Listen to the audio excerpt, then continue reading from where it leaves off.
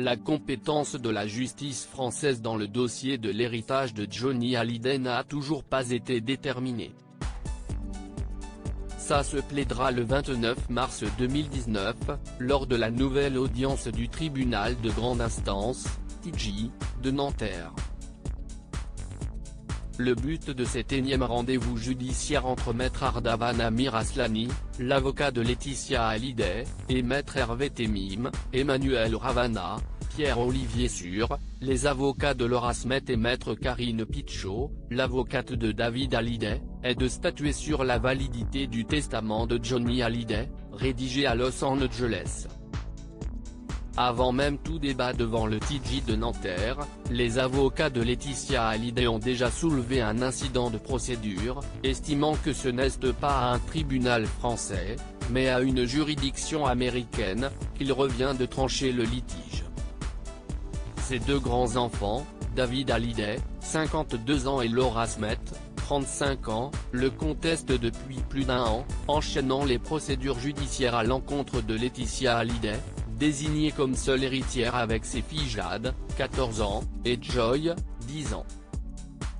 La dernière épouse du taulier était pourtant prête à des concessions. Johnny Hallyday, emporté le 5 décembre 2017 d'un cancer du poumon qui s'est généralisé, était-il résident français ou américain? Suivant la réponse, si est-il le droit français qui s'appliquera dans cette affaire ou bien le droit américain? Pour les deux aînés, ce sont les règles françaises qui priment, un quart du patrimoine du défunt aurait dû revenir à sa dernière épouse et 3/16 à chacun des 4 enfants. Mais pour la veuve du chanteur, si est-il la loi californienne, en vertu de laquelle le testament a été rédigé, qui est pertinente? Quelle résidence habituelle pour Johnny Hallyday? Les avocats des deux parties chercheront, avec preuve à l'appui, à démontrer quelle était la résidence habituelle du rocker. Le TGI rappelle dans un communiqué que selon le règlement européen du 4 juillet 2012, il appartient au juge de procéder à une évaluation d'ensemble des circonstances de la vie du défunt au cours des années précédant son décès et au moment de son décès. La résidence habituelle ainsi déterminée devrait révéler un lien étroit et stable avec l'État concerné, souligne-t-il. Ainsi, les déplacements du chanteur, le centre économique de ses intérêts, les lieux de scolarisation de ses enfants, sa volonté de mourir en France, s'y estime malheureusement l'aggravation de son état qui l'a obligé à ne pas repartir à la en septembre 2017 comme prévu. Note de la rédaction, seront étudiés comme le rapporte à la AFP une source proche du dossier. Si le tribunal se déclare incompétent, une autre procédure devra être engagée aux États-Unis.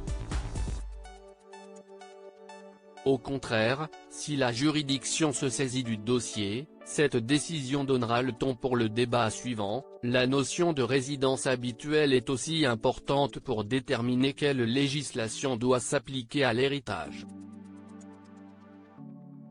Lors d'une audience du tribunal de grande instance de Paris le 27 novembre 2018, la décision a été rendue le 18 décembre 2018, Laura Smet et David Hallyday avaient obtenu le gel d'une partie des royalties de leur père, un gel à hauteur de 37,5%.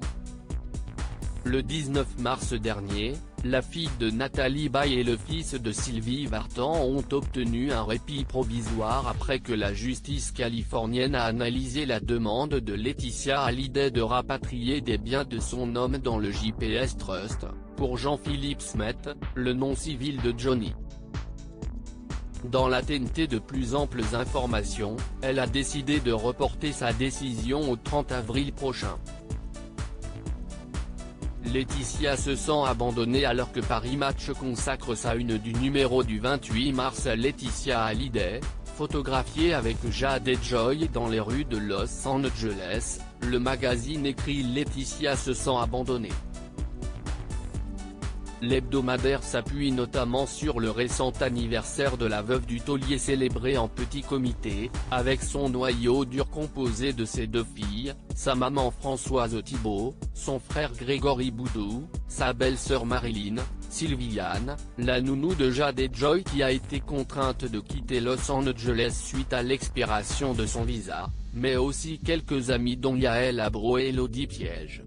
Tous sont repartis, à l'exception de Marilyn qui sera à ses côtés pour connaître le verdict de cette nouvelle audience.